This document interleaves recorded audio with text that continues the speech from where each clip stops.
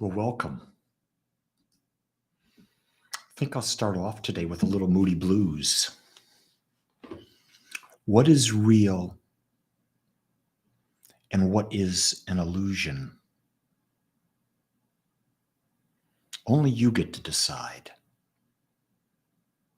Do you really understand what that statement is saying? What is an illusion and what is real? Only you get to decide. And what is real for you is not real for someone else. What is an illusion for you is not an illusion for someone else. Everyone sees life, experiences life differently. What is real is the perception through which we look at life. So notice that I'm not saying what is true. I'm saying what is real. Real is simply an experience. Realize that you came into this body and you have 5 senses. And your 5 senses are the vessels through which you pull in information. Your brain associates feelings with it, and that creates your experience. That creates your experience. So everything that you have going on in you right now is a result of your senses. And so your perception of life, what is an illusion and what is reality, is limited by your senses. Did you get that? This is an infinite universe. An infinite universe. Can you even begin to comprehend what infinite is? It means it goes even beyond the senses.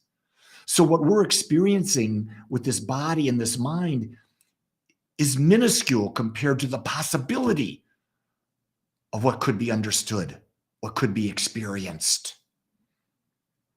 So it goes back to the whole idea that the only reality is now.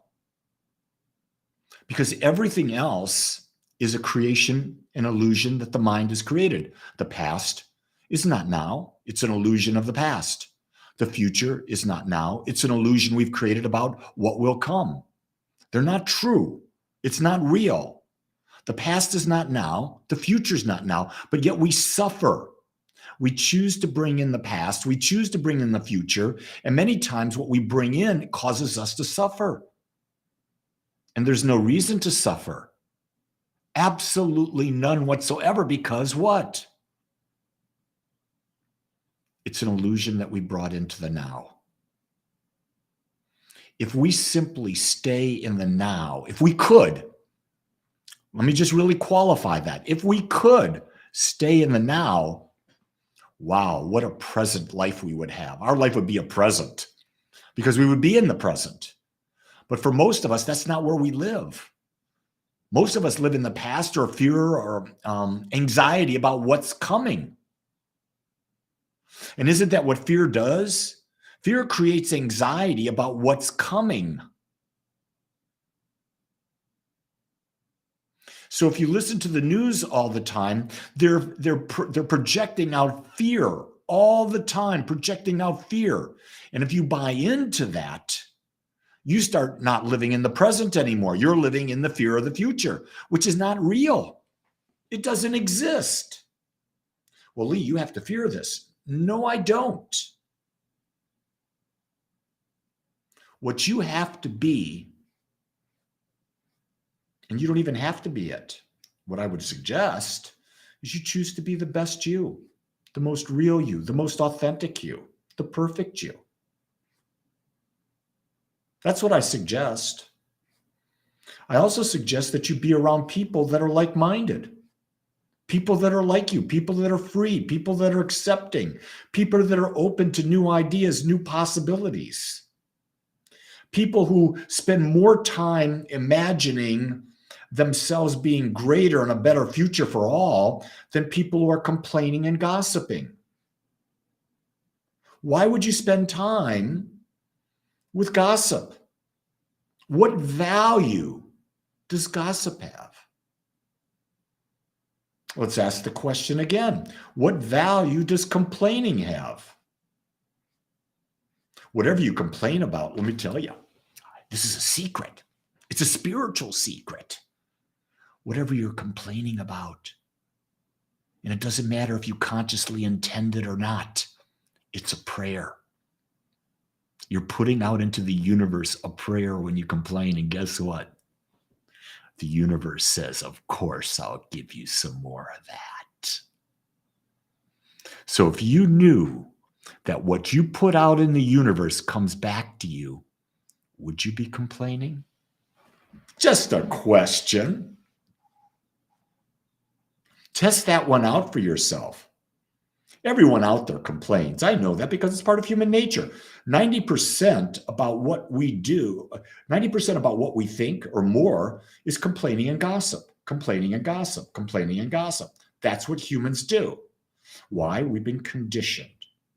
We've been domesticated into doing that. And so because we've been domesticated into doing it, we've been domesticated to putting out a prayer to give us more about what we've been domesticated into. Do you see the circle, the loop, the gigaloop we're in? The only way to get out of that gigaloop is to stop complaining and stop gossiping.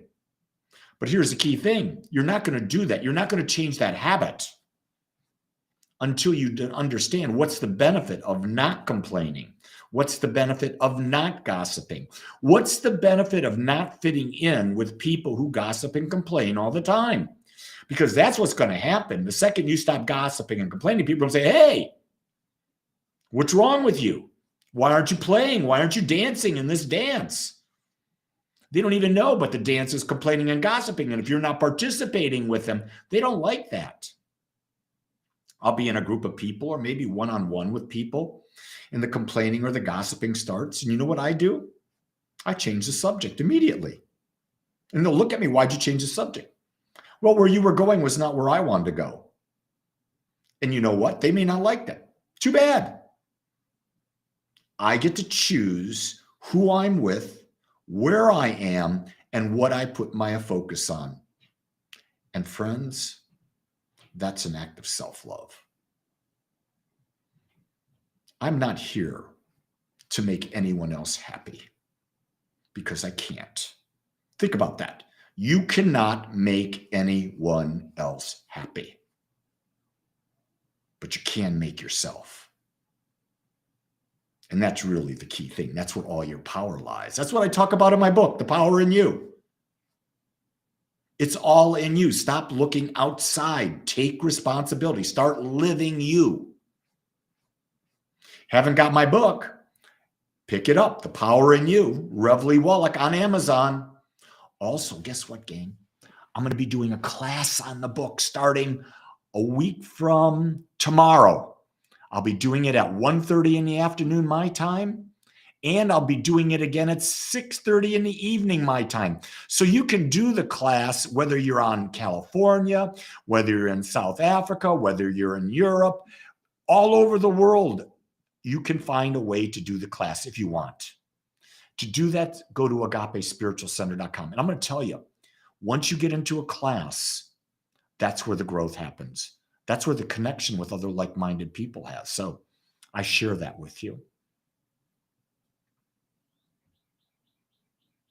Here's the question I posed in my thing. Who am I to be today? That's a great question. That's a question we should ask ourselves every day, maybe several times during the day. Who am I to be today? If you listen, that heart center, that divine mind will tell you. A little secret. Follow your emotions. Follow your emotions. If you're feeling bad, you're on the wrong path. If you're feeling good, you're on the right path. That's worth $1 million, that secret. But most people don't seem to get it. I'll be doing a talk 10:30 today, live here in Dallas. or you can get the talk on YouTube or Facebook, and that talk will be about how to create new habits. I'm going to follow up my talk last week about how habits control us. Today, we're going to take it a little bit further because I believe it's key to living an incredible life. So with that, you go create a great life today. Don't worry about me, because I'll be doing the same thing. Until next time, know that you are loved, you are worthy, and I see your truth. You're perfect. Aloha.